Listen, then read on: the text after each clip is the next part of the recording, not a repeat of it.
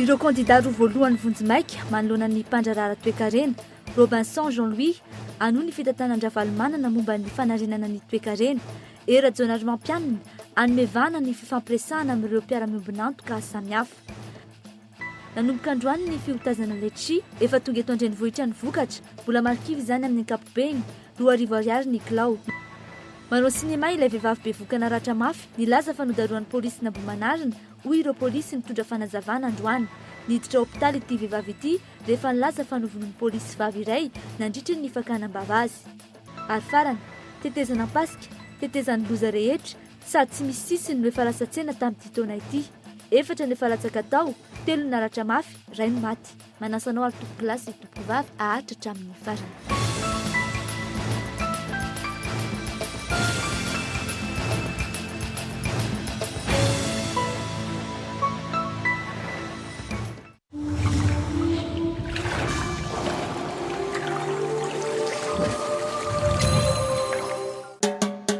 Trano ampilaminatsaina ve ianao? Nataonao mihitsy sy tolotry ny analogy ity. Trano misy jiro sy rano mafana, zaridaina ary tonga ny fiara amin'ny vidiny tena mirary. Misy efitra 3 na 4 arak'izay ilainao any an-dranomanilatra Tsirabe. Tarafiden'izao sahady angeny ankantony rehefa ho fenonao fanaka rasa tanana no avinao. Atso ny laharana 032 05 910 56 na midira ao amin'ny tranokala analogue.amg. Andao hiara-norina ny tanànantsika.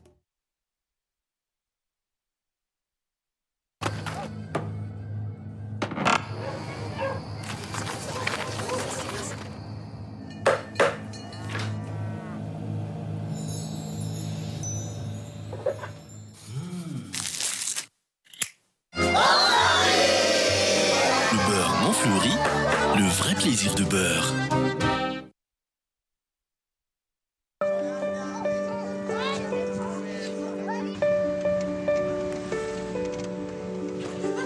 Femmes, nous voulons être nous-mêmes, libres et respectées. Femmes, tour à tour fortes ou fragiles, nous aimons. Femmes, nous profitons de chaque instant de la vie. Softex, pour nous, est tellement nous. Ity no atao hoe dalina saniplaty kabone madio mora diovina satria namboarina manokana ty kabone dalina saniplaty ty hanamora ny fandehanan'ny loto. Kabone madio maro isafidianana. Zayahay.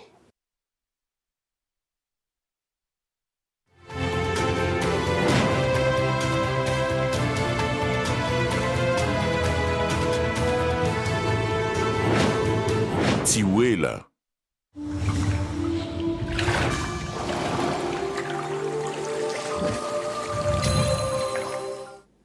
Ankafaliana indray tompo kilasy tokovavy ny titianay ny tokantranonao amin'izao fotoana izao tonga tao anatin'ny fotoana ny fampahalalam-baovao ny Cool TV sy ny Cool FM mainao amin'izao fotoana izao asena-panajana anaraka izany hatramin'ny farany.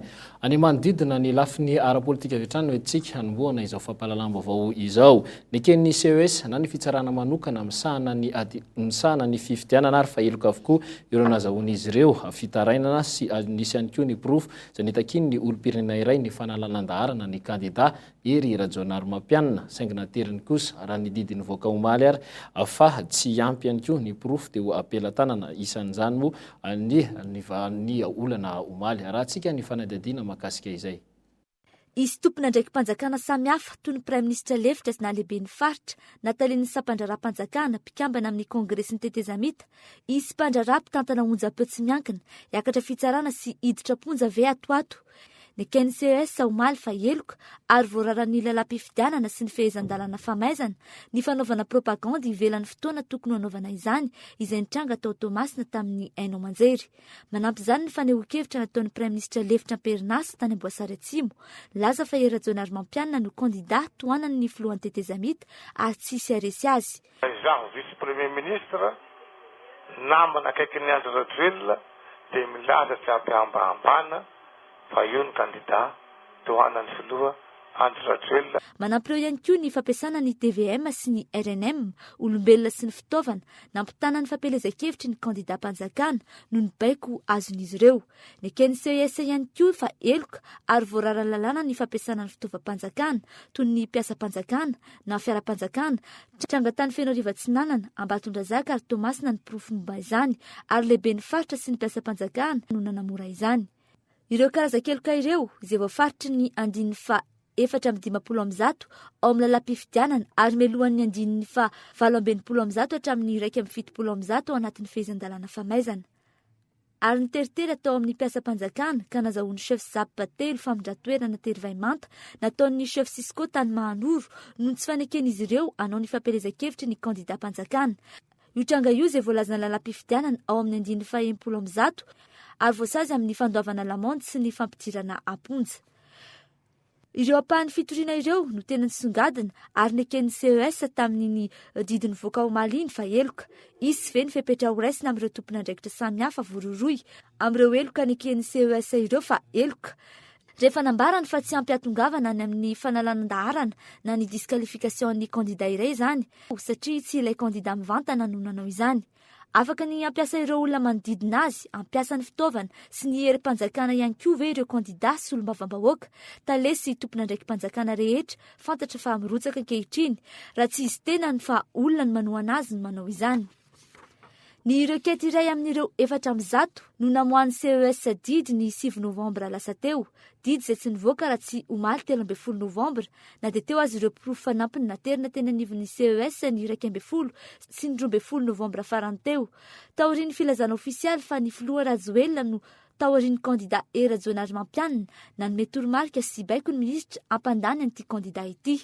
Manoloana ny iain'ny olom-pirenena maro omarindanja sa hitongilana ny mizana mpitsarana, isy fepetra ho raisina ve manoloana ireny fitoriana na rahina pirofo ireny, sa tsy misy bedy araka ny filazan'ny tanora azy, sa mety ho fanafanana ny vaton'ny mpifidy rehetra amin'ireo birao fandatsaham-bato ve no fepetra ho raisina tahaka izay nazatra hatramin'izay. Samba hisy mpanao politika samba ny vaovoasazin'ny fitsarana noho ny fandikanan'ny lalam-pifidianana tamin'ny fifidianana afarany teo iny. Manoloana kosa ireo everiny olom-pirenena maro fa lesoka amin'ny raharaha-pitsarana misy eto Madagasikara amin'izao fotoana amin'ireo raharaha ny adeloka tsotra na hatramin'ireo raharaha izay everina fa misy resaka politika. Resy lahatra ny akamaroan'ny olom-pirenena fa misy fiantraikany amin'ny fiainam-bahoaka sy ny fiainam-pirenena ny tsy fitoviny ny fampiarana ilalàna amin'ny raharaha rehetra misy. Rahantsika ny fanadihadiana. Fandiniana zany io zany rehefa tokony misy mipirofo dia tokony avoaka ny zavatra mifanaraka an'izany satria raha samy anao ohatr'izany daholo dia lasa baranahany be raha ohatr'izany. Rehefa zavatra marina zany dia tokony avoaka arak'izay daholo fa raha ohatra ka hoe kasikasena ohatr'izany dia lasa tsy mandeha arakan'izay tokony izy ny eto amintsika dia lasa anararoatra daholo zany ny olona tsy anara-dalàna raha ohatr'izany raha ny olona izay ahita rehetrarehetra dia anaonao foana dia fitsarany eto amintsika zany afaka mandeha amin'izay tiana anaovana azy fotsiny raha ohatra ka tsy anara-dalàna ohatr'izany daholo ny olona rehetra.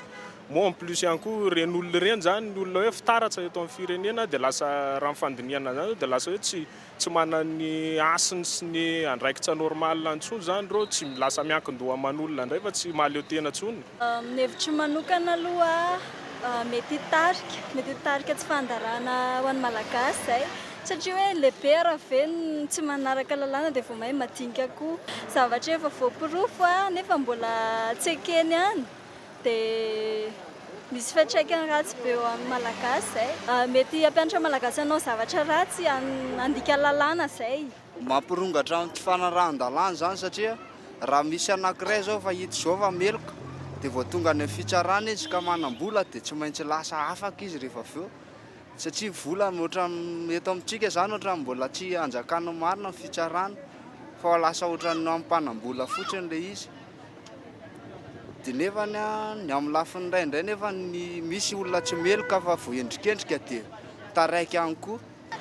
Ny pirofo zany raha hoe tena marina zany dia tokony hoe arahana le izy ka fa manjary izay indray mampikorotana an'ilay olona dia lasa hoe mampiady an-trano antsika malagasy zany le izy. Fa tokony arahana zany ny fahamarina zany tokony hoe efa hita hoe diso zany ianao dia tokony anaiky ianao hoe diso marina fa arahako ny lalàna fa tsy tokony zany hoe atao an'ilay resaka maizimaizina zany le izy fa tokony anara-dalàna foana zany tsika fa izay mahatonga an'ilay korotana dia andao hoe grefy dia andao dia nampiavana ary ny zao tsy mifakanina le fitoriana le candidat tsy nanaraka le alina matoa ny olona nitory anazy dia le tsy fanarahan'le candidat le ina moa izy teo lalàna dia mety hitarika le izy raha ny tena marina tena mety hitarika mihitsy le izy satria raha amin'izao inge tena manda resaka politika zany tena enjany raha miakatra eo amin'ny fitsarana zany milaza an'izao izay teniteneninao izany manapa-kevitra anio dia zay distrika maro manerana ny Madagasikara kosa no nahitana alabato nandritra ny fifidianana ny 2020 ny volana oktobra lasa teo hoy ny ministry ny atitany sady ministry ny fitsarana ankehitriny raha ny nambarany dia efa mirosy ny fanadihadiana amin'izao fotoana izao ary tsy anaiky izany mihitsy any tompona andraikitra raha tsika ny fanadihadiana sy ny fanazavana mahakasika izay. Efa nisy ny fanadihadiana savaran'ando natao ka nahitana izay profo izay avy hatrany dia nisy ny baiko nalefa tamin'ireo lehibe ny distrika manerana ny Madagasikara ka nahafahana nanao ny fanaraha-maso. Ny mpitandro ny filaminana ihany koa etsy ankilany efa manatanteraka ny fanadihadiana. Amin'ny maha-ministry ny fitsarana Anandriamatoa Florent Rakotoarso dia nisy ihany koa ny baiko nomena ireo ratsa-pitsarana manerana ny Madagasikara mba hahafahana mijery akaiky ity raharaha ity. Misy tokoa zany ny tarin-javatra mampiahiahy ny fisian'ny halabato any amin'ny bureau de vote maromaro. Nosy zany za moa tsy hanindretra hoe aiza na aiza le izy fa ny zavatra tiako teninareo fotsiny dia zao dia ny tenako mankehitriny misahana ny fitsarana sy ny ato amin'ny atany dia efa nalefa ny baiko makany any amin'ny distrika chef distrika zay voakasiky zany fisian'ny bureau de vote mety nisy halabato zany satria araka ny teneniko teo dia hoe ny chef distrika afaka mandefa ny fitoriana makany ny procureur de la république. Manoloana ireo zavanitranga ireo dia tsy anaiky ny ministra tompon'andraikitra ary ampiakatra ny raharaha eny anivon'ny fitsarana tsy azo atao kosa nefa ny manenjika ny kandida raha toka mbola mandeha ny fifidianana. Morana ny kandida dia tsy isy zany araka zany andininy ao amin'ny code électoral zany fa ataontsika kosa hoe ny fanadihadiana dia tsy maintsy isy ihany zany farafaratsiny en tant que hoe témoin aloha zany ary efa proclamé kosa ny résultat officiel zany ka efa azo atao amin'izay manao ny fanadihadiana lalina amin'ny kandida zany izay mety nyray tsikombakomba nampaniraka ny ao amin'ny bureau de vote zany na nimerany toerana zany dia amin'izay fotoana zay dia andeha lalidala tokoa ny famitorana tsy amelanay mihitsy satria io manko mitarika an'le hoe korotana hita amin'ny tany sy ny firenena dia nohony hoe mety misy mivalim-pifidianana oboafidy lany ao amin'ny hoe mba toerana be loatra zany ny hosotra zay nataoko mampisy aiary ka mba hampadio ny valim-pifidianana zany dia mandray andraikitra ny ato amin'ny ministère ny fitsarana sy ny ministère ny atany. Tsy amelan'ny ministère ny fitsarana ity raharaha ity ialana amin'ny tsy fahadiovan'ny fifidianana. Mahakasika ny lisam-pifidianana moa dia fantatra izao fa ny 15 volana Desambra ho avy izao no voalaza fa hikatona tanteraka ny lisam-pifidianana ho an'ny fifidianana ho filoham-pirenena fihodinana faharoa sy fifidianana sy olombavambahoaka ihany koa aorian'izay kosa vao alefa eny anivon'ny foben'ny distrika tsirairay avy izany. Afa androany kosa no samy nitondra ny fandaranasany ara-ekonomika ireo kandida roa azay nahazo vato betsaka indrindra dia Hera Jonar Mampianina sy Jean-Louis Robinson mpandraraha vahiny sy malagasy no niaona tamin'izy ireo tamin'ity androany ity fanontaniana miisa 12 no napetraka tamin'ireto kandida ireto izay nahazo vato betsaka indrindra nandritra ny fifidianana mikasika moa ny fanarenana ny Madagasikara eo amin'ny tontolo ara-ekonomika no anisan'ny niompanana ny adihevitra rahantsika ary ny fanadihadiana mahakasika izay. Saika fandaharan'asa no noresahana fandaharan'asa izay tsy nazava tamin'ny vahoaka akory tamin'ny fampelezan-kevitra raha ireo kandida roa voalohany ireo no resahana. Ho an Jean-Louis Robinson, ny fiarovana ny mpandraharaha mpampiasa vola, ny fanarenana ny orinasa-mpanjakana izay ao anatin'ny fitantanana tsy mahomby toy ny Air Madagasikara sy ny Jirama no tena iompanan'ny asa nambaran'ity kandida ity mba ho afaka hifaninana amin'ny sehatra iraisam-pirenena.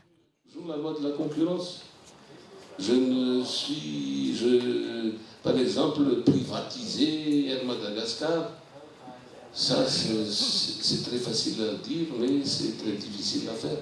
Moi, je préfère donc ouvrir, et que ce soit la concurrence, et aussi aider Air Madagascar à se développer. Mais que Air Madagascar reste Air Madagascar, avec l'aide de privés, si vous voulez, mais au moins, sinon Madagascar n'aura plus de nom. Si même Air Madagascar est vendu, ce ne sera plus Air Madagascar, ce sera Air peut-être. Amerina ny vahiny tantana ny orinasa malagasy ary ve ka noho ny fomba fitondrany marika ravalomanana ny toekareny Jean-Louis Robinson. Ho an'ny kandita Erajaona Armampianina, ny fisokafana sy ny fifampiresahana no iankinan'ny fijeriny amin'ny famahana ny olana ara-toekarena eto Madagasikara. Anova ny fomba fananganana toekarena, ahazon'ny malagasy tombony no vaindondra arahany. Ohatra, ny fomba fanarenana ny Air Madagascar no hotohizana.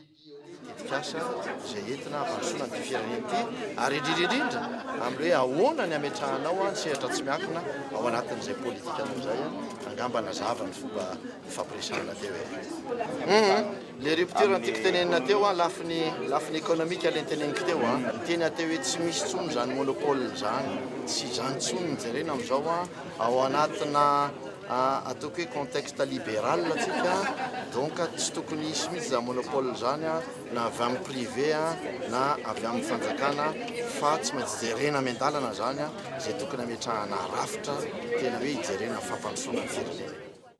Tsy ny valampatra momba ny politika ara-toekarena, momba ny andramena sy ny arenan-kibon'ny tany, ny resaka solitany ary ireo îles éparses kosa ireto kandida ireto.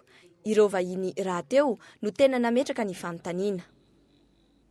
Ho an'ny Tatsy Tomasina kosa dia mitoetra ny fitokonana izay ataony ireo mpiasan'ny komuna ny antoerana. Antony mahatonga izany moa ny fitakiana ny karama izay mbola tsy voalohatra amin'izao. Vokatra izay dia nikatona tanteraka ny biron'ny komuna tamin'ity androany ity. Nitsahatra araka izany ihany koa ny asa rehetra izay nitotsaina tao amin'ny komuna ny Tomasina. Fa vaovao makasika ny lafiny ara-toekarena dia nanomboka io maraina io ny andro iraisam-pirenena ho an'ny salon de l'habitat izay nitotsaina tetsy amin'ny l'Expo Forelo tetsy Tanjombato aritra efatrano izy ity, izany hoe tsy tsahatra raha tsy any amin'ny fahafitony mbe folo ny volana novambra avy izao. Nisy ihany koa ny fijitiana ireo trano eva maro nandraisana anjara tamin'ity hetsika ity, tafiditra ny hetsika mahakasika indrindra ny fanorenana ny trano, ny angovo madio sy azo avozana, ny indostria mpanadio azo, ny haingo sy bika anaty trano na ny design intérieur. Misokatra ho an'ny olona rehetra izy ity ary olona manodidina ny 5,000 sy 3 alina no tratrarina 20 ireo mpandray anjara ny trano efa hitany antoerana zany ary andia ny 10,000 ity salon de l'habitat ity raha tsika ny fanazavana makasika izay. Alors, cette 15e édition a cette particularité, c'est que l'on remarque un plus grand professionnalisme de la part des participants. Ça, c'est une chose. La deuxième chose, c'était notre ouverture et notre nouvel engagement à essayer de conjuguer l'action culturelle avec l'action commerciale et économique. C'est comme ça que nous avons voulu créer cette Biennale des Arts pour qu'elle puisse profiter du dynamisme qu'il y a à travers le Salon de l'Habitat, notamment par la qualité des visiteurs qui viennent visiter cette manifestation. Donc ça nous permet d'une certaine façon d'inviter le visiteur à découvrir un monde qu'il ne connaît peut-être pas. Puis un autre aspect aussi, on a fait une exposition sur le patrimoine architectural en danger dans la capitale. On sait qu'il y a actuellement des gros problèmes, il y a de très belles maisons qu'on laisse se démolir. Alors nous sommes partisans pour qu'il y ait des quartiers qui soient préservés et puis d'autres où on puisse construire des buildings. Ce n'est pas un problème, mais il faut préserver notre identité culturelle et les valeurs culturelles proprement malgaches. Afahana nanomboka androany kosa ny fitoam-piotazana letsia any amin'ny faritra Tsinanan'ny Nosy. Ny 20 isanjato ny vokatra letsia no ahondrana makany ivelany raha ny 20 isanjato no mandrakotra ny filana eto Madagasikara. Efa misy moa letsia tonga eto Antananarivo amin'izao fotoana izao raha ny fanadihadiana natao raha tsika tahaka izao izay fanadihadiana izay. Iray hetsy taona ny vokatra litsia eto Madagasikara. 7 alina taona amin'izay no miparitaka manerana ny Nosy ka isan'izany Antananarivo. Voankazo manala etaeta amin'izao andro mafana izao no izy ahitana rano hatramin'ny 20 isanjato. Avy any Brickaville, ny litsia amidin'ireo mpivarotra Sendranay. Fotoana falafosany amin'izao fotoana izao na dia mbola tsy masaka tsara aza. Karaba iray na 2 isan'andro no lafin'ny mpivarotra amin'izao fotoana izao raha mety hahatratratra amin'ny 20 garaba izany rehefa tondraka ny litsia. ohatrina zao ny kilao any amin'izao ary amin'ny andavanandro rehefa manokarabe izy ny lafolafo izay sa mety misy zao rehefa afaka herinandro dia midina ohatriny izy avaka herinandro 5 000 taonatiny ahoana ny tena mora ny letchi amin'ny 15 décembre amin'izy ny tena mora ohatriny izy amin'izay fotoana izay 700 arivo 700 farafarany misy efa manonkazoana ihany mbola tsy mamibela fa tsy tena mamibela tsy marikivy zany fa dia mbola tsy makarary zay aloha fanirana fa tsy maraha io zazakely mbola misalasala kosa ny mpividy voankazo eny an-tsena hividiny litchi fa atahorana aretina no anton'izany raha ny hevitr'ireo olona sendra anay mbola tsy viditsy zao inona ny anton'izay za zao mieritreritra fa mbola tsy ampy le mitsakorana fa mety tsy ahatsara ny fahasalamana loatra araka fiverako azy mbola tsy saminana fa maninona ianao mbola tsy saminana mbola voalohany mety hinana gany tsy mampanina izy mbola maitsomaitso mampataotaotra ihany sady le orana koa mbola tsy latsaka firy maro an-tsetra no mampalaza ny Madagasikara maneran-tany amin'ny fiaviany ity voankazo ity. Nanomboka tamin'ny taona 1990 isika no nanomboka nanondrana litchi. 5,1 alina hatramin'ny 2 alina taona no ahondrantsika makany ivelany indrindra fa ny Europa. Nisy arak'izany fampiasana sofra ho fitehirizana ireo litchi eny ambony sambo sy any anaty fiaramanidina. Na dia misy aza ny fenitra rana amin'ny tahan'ny sofra ao amin'ireo litchi ireo dia nisy ny vokatra tsy neken'ny firenena Alemana nandritra ny taona 12 noho ny fahitana tahana sofra be loatra tamin'ireo litchi ireo. Antony nametrahana ny tetikasa GSAC ahafahana manara-maso io tahan'ny sofra io. Dia nisy zany fanampiana avy amin'ny Union Européenne hoe inona zany ny atao mba hisorohana izay hoe résidu-na sofra ny ohatra zay dia napetraka zany io le hoe GISAC io guide du système de contrôle autocontrôle namena an'ireo opérateurna litchi mba ho arahany zareo manomboka hatrany amin'ny récolte zany mandrapatonga any amin'ny expédition litchi. Dia vokatra zay hoe fametrahana ny système io zany dia tato anatin'ny rotaona zao tsy nisy olana intsony ny litchitsika izay naondrana tany ivelany. Mitondra hatramin'ny 20 tapitrisa euro isa-taona izany ho an'ny fanjakana ary mamelona fianakaviana 3 alina sy mampiasa olona 3,000 ity seha-piariana ity. Fahita eto Madagasikara avokoa ireo karazana vatosoa 5,000 sy 1 alina misy erak'izao tontolo izao ahitana karazany 700 ireo tsy nitonany hita etsy amin'ny sapana ramosana ny arena kibon'ny tany na ny aren'ny nofotany tsy mampino ny ahafantanjahan'ny malagasy raha mitaha amin'ny arena kibon'ny tany ananany amila fijerena manokana ny politika mikasika ny fitrandrana ny arena kibon'ny tany eto Madagasikara fanampanazavana. Ny tena olana eo amin'ny resaka fitrandrana dia vokatra izay tsy fananana ny viany izay aloha eo amin'ny resaka teknika zany dia mazana mifanindry ny fitrandrahana sy ny fiarovana ny eo ambonin'ny tany sy ny eo ambanin'ny tany zany. Zay zavatra anankiray. Ny zavatra anankiroa marina zany fa hoe mbola tsy firenena mpitrandraka isika fa kosa ny fitrandrahana izay lazaintsika izay fahitantsika ary hoe ngeza be dia tsy mampidi-bola betsaka amin'ny firenena raha tsy lasantsika hoe tamin'ny taona 1,4 ohatra zao 5,300 mifandraisana anjara ny fitrandrahana eo amin'ny arkanofobia antsika malagasy. Dia ny fahatelo dia le fahafahan'ny eny fotony misitraka ary indrindra koa manaikina tsy reny fitrandrahana reny. Tiako tenenina amin'izany eo amin'ny resaka fahazoana tombontsoa mivantana eo amin'ny resaka fitrandrahana. Vehivavy iray bevoka kosa 20 taona no ranaritra mafy ary voatery nahiditra hopitaly tetsy amin'ny Joseph Ravoahangy Andrenavalona Ambefoloha ny omaly atoandro ny avan'ity vehivavy ity moa izay nilaza fa vono tao anatin'ny braon'ny polisy iray nandritra ny fakanam-bava azy no nahazo ny avany. Arahantsika ny fanadihadiana mahakasika izay. Tamin'ny 2010 atoandro fiara Renault Express miloko fotsy no nirimirimy mafy niditra tao amin'ny hôpitaly universitaire Joseph Ravoahangy Andrenavalona nitondra marary. Tsanona teo alohan'ny vonjy taitran'ny hôpitaly ilay fiara ary nivoaka avy any ny olona roa efa sepotsepotra namoaka vehivavy iray 20 taona eo bevoka ny voakara teo amin'ny vavany sady efa malemy ny antsona mpitsabo maika dia maika hijery azy raha ny fantatra tamin'ireo olona nitondra azy dia daroka nataona polisy vavy iray nandritra ny fakanam-bavany azy ny nahazo io vehivavy io.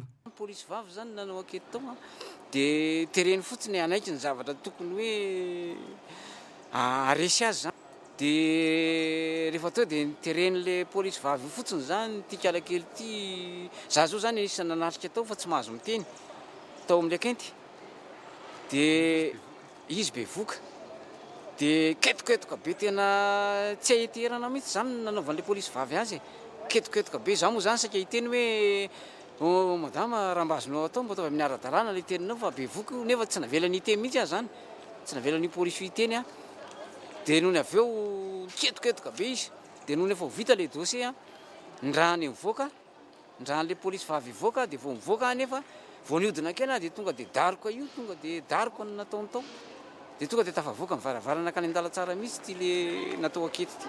Mety hiafaratra amin'ny fahavoazan'ilay zazao ankibo ny fahavoazan'ity vehivavy ity raha ny fanadihadiana natao. Nahazo fandrahonana ireo fianakaviana rehefa nilaza ka henon'ireo polisy nikastanana fa hiantso mpanao gazety araka ny fanazavana azo hatrany. Tetsakilan'izay nanamafiny teo anivon'ny polisy pirenena fa tsy azo atao ny mandratra olona mandritra ny fakanam-bavany. Mahazo metraka fitarainana araka izany ireo olona voavony mandritra ny fakanam-bavany ary ny fitsarana avy eo no mijery izay sazy tokony hatra amin'izay polisy manao izany. Ny tena marina dia manana ny fomba fanaovana fanadihadiana ny mpitandro ny filaminana. Manana ny inona ny ilazana izany hoe ny fomba entiny amoahana ny marina any amin'ilay olona anaovana fanadihadiana. Tsy azo atao zany ny mikasy tanana an'ilay olona anaovana fanadihadiana fa amin'ny alalan'ny fametrahana fanontaniana no anaovana ny fanadihadiana. Izay no mahatonga an'le hoe azon'ny avokany atao ny manatrika ny fanaovana fanadihadiana azy. Io avoka io zany afaka manao fanamarihana rehefa avy eo raha toka misy ny fikasihan-tanana an'ilay olona anaovana fanadihadiana. Ny fikasihan-tanana mahatonga ratra tahaka izao izay voasazan'ny lalàna manan-kery momba ny heloka-ninina natao eto amintsika. Misy ireo olona sasany mihevitra fa ambonin'ny lalàna ka manapatra ny fahefany. Tokony ho jerena akaiky araka izany ny zavatra sahala amin'izao izay matety mpitranga ahenoana fitarainana ka hanairana ny sain'ny tompona andraikitra isakam-baratongany. Araky ny fanadihadiana na raha tsika iny moa dia nitondra fanazavana ihany koa ny teo anivon'ny polisy tetsy amin'ny boriboritany fahaenina Ambohimanarina. Raha nambaran'izy ireo dia efa manana olana matetika mandalo amin'ity polisy ny boriboritany fahaenina ity vehivavy ity ary efa izao foana no fanaony. Raha ny filazan'ny polisy ihany tsy nisy ny nikasy tanana ny vehivavy tao amin'ny komisaria nandritra ny famitorana natao fanampanazavana no arantsika. Ny zavatra nitsanga zany rehefa nasaina nanao siny izy dia tsy nety nanao siny dia nitsangana izy tonga dia mivoaka amin'ny varavarana dia be migogogo ny tomany dia avy izy nendera tamin'ilay seza le seza io misy seza manko ao dia nohatran'ny nidona tamin'ny toraka tamin'io zany ny fahitako anazy teo. Zay zany ny fahitako anazy fa misy seza io seza eo tokotany eo amin'io misy seza eo misy seza tsy zany dia ohatran'ny donany ny fahitako anazy. Dia avy eo moa le vatiny zany ny teny hoe milaza izy fa hoe bevoka amin'ny vatiny isaky manao action eto aminay izy zany tamin'izany koa izy milaza hoe bevoka amin'ny vatiny le vatiny io zany ny tenin'izay foana.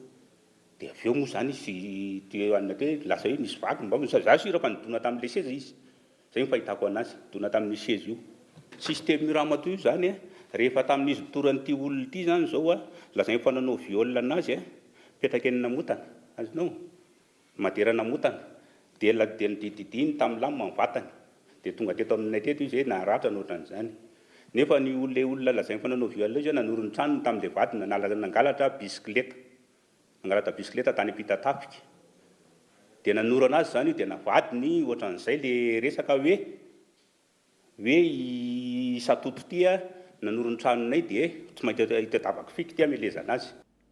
Lamoa dia amin'izao fotoana izao ny fampiasana ny teknôlôjia vaovao mora enti-tanana. Ny tanora moa no tena betsaka mampiasa azy ity indrindra fa ny mpianatra misy fiantraikany ratsy eo amin'ny maso anefa ny fahitana sy ny fijerena izany matetika. Araka izany dimampolo isanjaton'ny olona tonga eny amin'ny toerana fijaboana maso no fantatra fa marary vokatry ny fijerena ilaloatra ny écran ny finday. Raha antsika ny fanadadiana nataony Nandrianina Rajonson.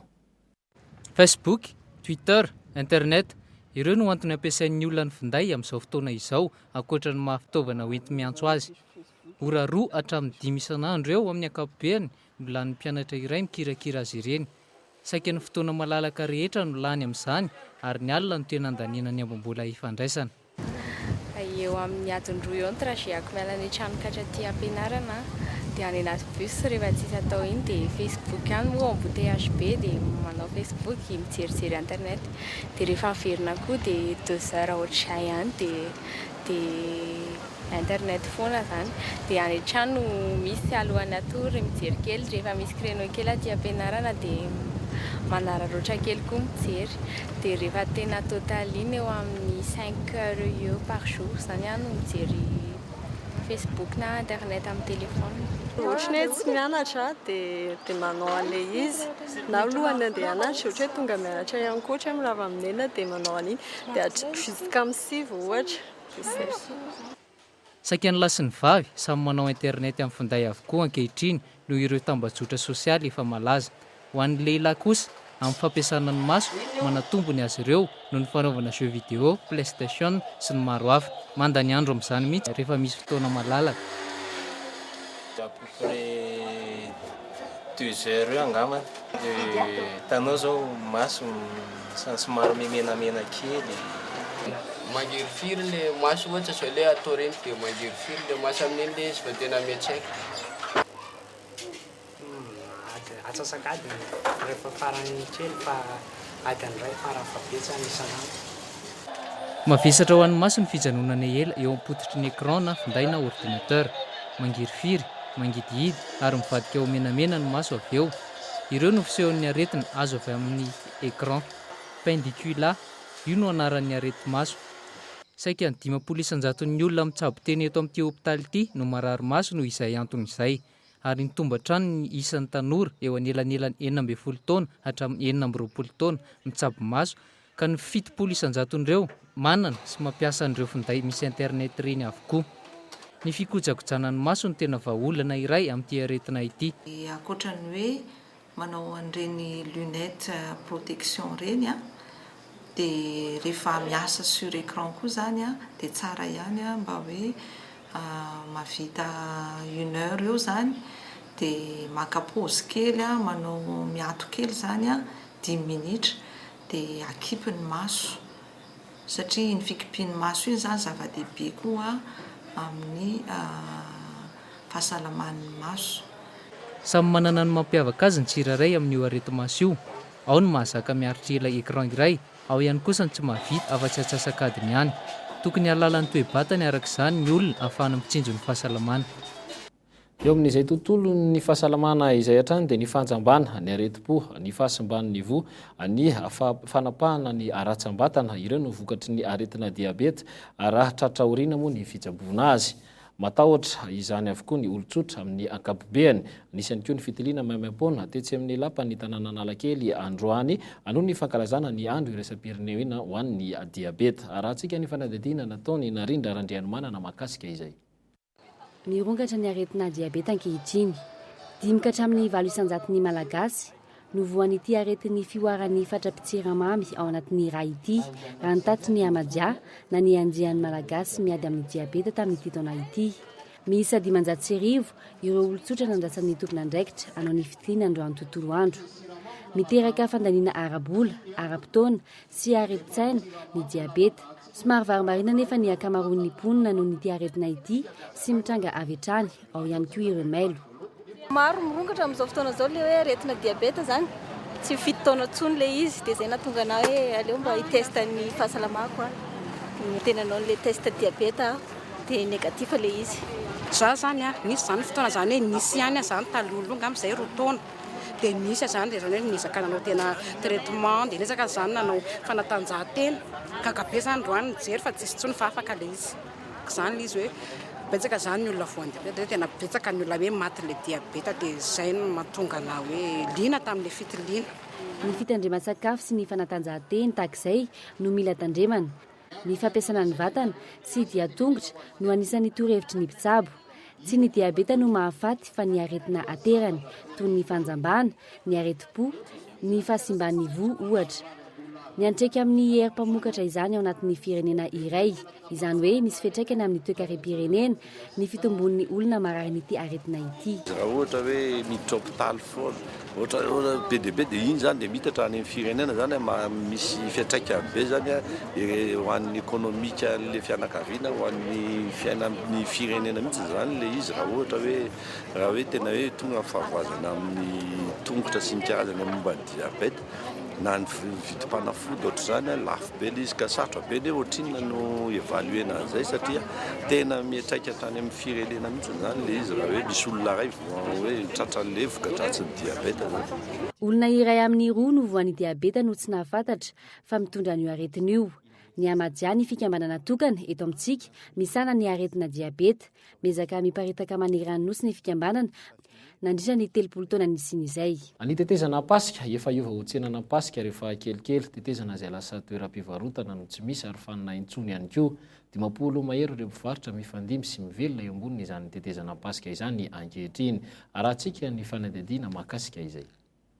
Aina savola tsy basy mitohaka amin'ny tenda no hitadavana ny valin'io fanontaniana io etỳ am-pasika fa ny tsy fahafahamanoatra ka tsy maintsy ampiasaina ity tetezana ity ho lasa tsena. Na dia hita aza fa mampidi-doza ary mety hisy loza amin'ny fotoana rehetra dia tsy mahasakana ny mpivarotra tsy hamelatra entrany ety ambony tetezana izany no ny fitadiavana. Mpivarotra legioma 250 no ety ambony tetezana pasika ankehitriny. Raha ny zava-misy santimetatra vitsy dia vitsy no manasaraka ny mpivarotra sy ny arabe fa indrindra ny lamosin'izy ireo sy ny antsana mivarina any anaty ranony kopa. Anana sy legioma ary hena ny ankamaroan'ny entana amidy eto. Raha ny vidin'entana mora kokoa eto ambony tetezana tery ny lalana ka tsy afaka miady varotra ela ny mpanjifa ka izay vidiny mora no avy hatrany dia ifanarahana. Izy zay zany efa mbo maka sisiny tsara ihany efa mbo hitanao zao dia mba misy kely andanan'ny olona fa samy mitady keliko. Ity moa zany efa risika péril moa zany mba lehetin'le fiainana zany dia efa sy ahitana vola kely ny atao e. Raha avy any Itosy sy ny manodidina ity tetezana ity no lalana tokana akaiky indrindra iampitana aty Antananarivo. Mpianatra anarivony maro no mivezivezy eo noho ny fitohanan'ny fiarakodia mandeha tongotra ny ampahany betsaka. Mbola mipetraka ihany koa ny safidy aina sa fianarana. Tandindo mindoza lava ny mpandeha eto tsy misy sisiny intsony ny tetezana. Lafindray tara foana dia be dia ny ampianarana fa tsy ohatra ny hoe izay milalao an-dalana nefa le. Ankoatra ny fahateren'ny tetezana manoloana ny fahamaroan'ny mpampiasa izany miteraka olana lehibe ireo mpivarotra mamelatra etrany eto ambony tetezana. Ho an'ireo mandalo eto mijery fotsiny izany ny tompona ndraiky mpanjakana sy ny fokotany. Ireo zany efa namena toerana roa taona lasa zay nisy toerana mihitsy nefa nofain'ny commune atao akaiky tao akaiky ny PMI io dia efa namena tsinjaraina teo ny toerandry zareo dia tsy nety mivarotra teo zareo fa miverina eo. Inona ny vokatra izany? Tataovandoza avokoa na ireo mpivarotra na ireo mpandeha an-tongotra na ireo mpianatra na ireo mpiatsena na ny mpandeha moto sy ny fiara mampiasa an'ity tetezana ity. Le vy amin'ireny zao manomboka miara dia na koa le olona matahotra le mandeha amin'ny trottoir zany dia miala ty miara be satria tsisy intsony le vy fa niala daholo ny vy. Tranga iray efa lasa fahazarana ety miovotra toy ny orohorontany ny tetezana rehefa mandalo ireny fiara lehibe ireny.